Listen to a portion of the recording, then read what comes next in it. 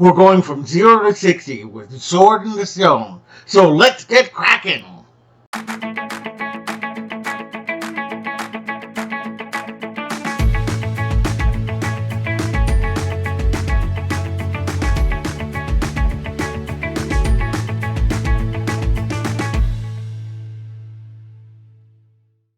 Hello, my explorers, and welcome back to Loren's Adventures Out There. And if you are new, thank you so much for joining us. We really appreciate it.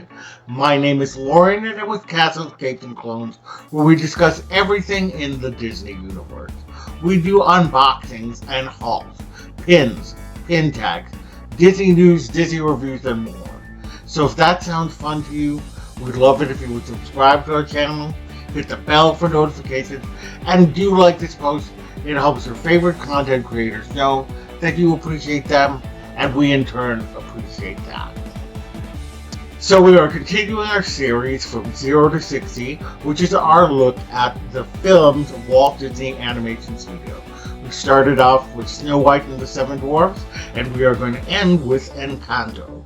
So 60 films in total we're going to be doing. Today we are going to be talking about the 1963 film, The Sword in the Stone. This is one of Disney's most underrated films, in my humble opinion.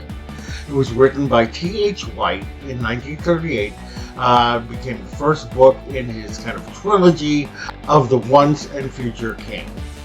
The film rights were actually obtained in 1939, and they had been working on it, and the war happened, and then they were continuing to develop it through the 40s and 50s, and finally got it into the 60s. The film is basically the story of a young Arthur, who is called Wart in this film. He's an orphan. Anyway, the wizard Merlin sees something in Wart, and, tries to train him, tries to show him the ropes. And then, when Merlin disappears one day, Arthur forgets his foster brother's sword at the joust competition. And so he runs to get a sword. The inn is closed, so he sees the sword in a stone, pulls it out, and runs to give this to his foster brother.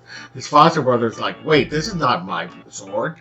And his foster father is like, holy moly, this is the sword in the stone.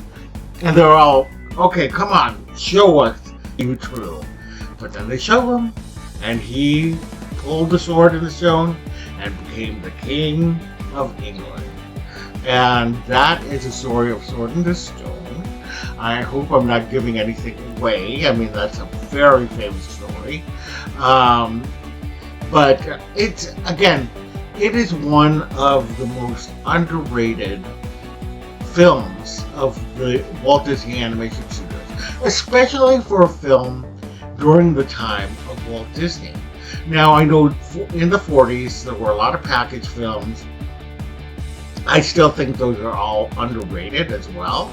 But this film was a film that came out during a time between 101 Dalmatians, which was a big hit, and The Jungle Book, which is still, people still are talking about it. It was a live-action movie made after it, actually after both of those movies.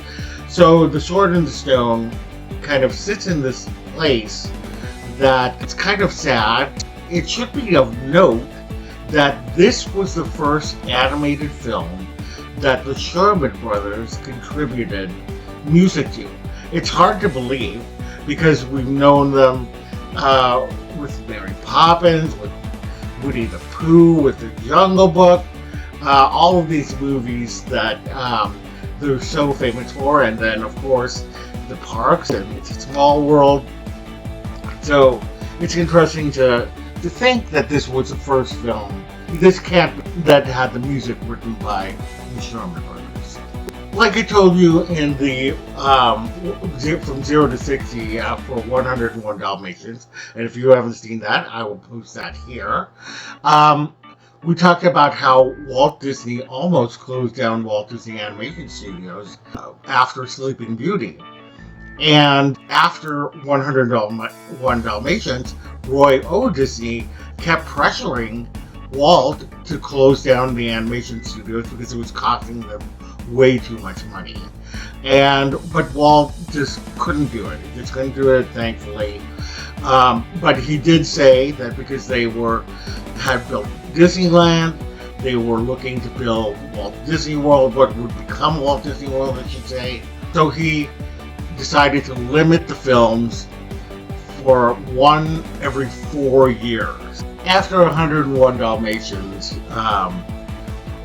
Walt Disney announced that they would be doing 2 more films in the 1960s. That would be not what you think, but Chanticleer, which was a tale of a rooster, very satirical tale, like almost an Alan and Dale kind of character. And then The Sword and Stone. So there was no word of Jungle Book after 101 Dalmatians. So Chanticleer was being developed by Ken Anderson and Mark Davis. And, they were writing the story. They had a lot of people writing on the story. And over at Sword and the Stone, you had Frank Thomas and Ollie Johnson working on it. Bill Peet, who wrote 101 Dalmatians, was again assigned to write The Sword and the Stone. And they were, the 2 films were going on.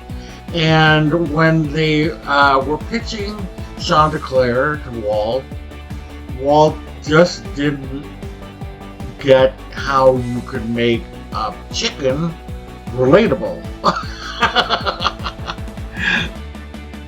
It was very funny, but it was true. I'll tell that to Chicken Little and Clara Cluck. But anyway, I guess that got shelved. And it actually had a lot of bad feelings, especially towards Bill Peet, who was writing the film. This is the film, Sword and Stone was the film he wanted to write. I'm not exactly sure why it was all leveled against Bill Peet, but it was, or so he says so in his autobiography. And so a lot of people were just, I think, uninterested in working on it, and maybe that's a reason why it's not as loved by as many. Maybe the animators didn't put as much heart into it, but I'm telling you, there is a scene, the Wizard's Duel, which is a duel between Merlin and Madame Mim. They can only turn into animals. When they cannot turn into mythological animals, although Madame Mim finds a way around that one. Anyway, that is one of my favorite scenes from a Walt Disney Animation Studios movie. I think it's so well done. It's so delightful. It's so fun. If this is not putting their heart into it, then I don't know what. Obviously, this is the reason why they were the 9 Old Men, because they just did a fantastic job at carving out this scene. And I would venture to say it's definitely one of my top 10. It's most probably one of my top 5. I'm gonna have to think about this. Maybe this will be a subject for another video, but I almost want to say it's in my top 3 scenes from a Walt Disney Animation Studios movie that I really love. I would have loved to have seen Chanticleer developed, actually. I think that it sounded like a really fun film. I do like chickens. I think that you can relate to chickens. But there's just some marvelous artwork that I have seen from particularly Mark Davis, and I'll post into a book called Chanticleer and the Fox, and it's available on Amazon. I'll put a link down below so that you can find it just in case you want to see it. So yeah, I wish that they had developed this movie. I would love to see it. An interesting fact about this film is that the voice of Arthur Wart was 3 people.